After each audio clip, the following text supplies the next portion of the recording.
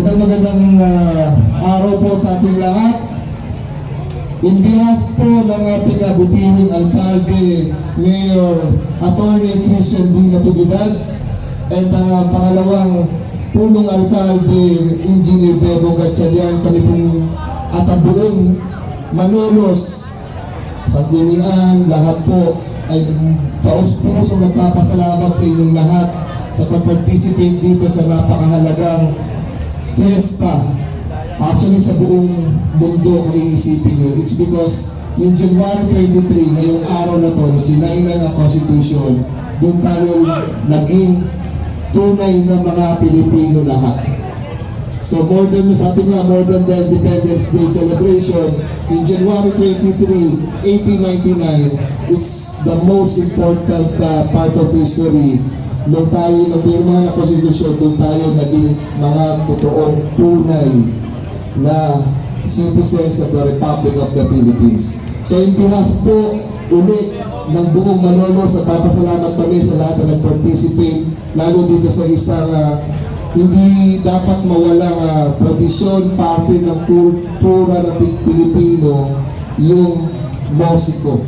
Diba? Hindi ko dapat mawala yan. So, nagpapasalamat kami sa inyo at pinagpapatuloy ninyo na buhay ang kulturang Pilipino. Maraming salamat po. Happy Fiesta. Muli po Sir Romel Santiago, Deputy for City Arts, Culture, Tourism and Sports. Sabahan po natin.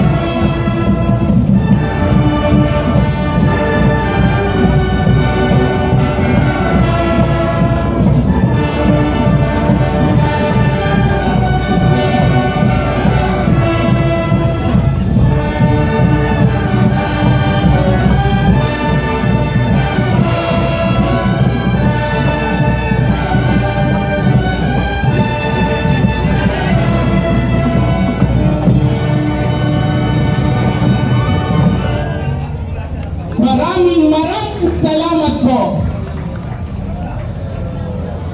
Sa dakong ito, atin na pong masasaksiyan ang pagpasok ng mga karosa at ng mga eskwelahan, mga distrito na gumanap sa ating fiesta ng Republika.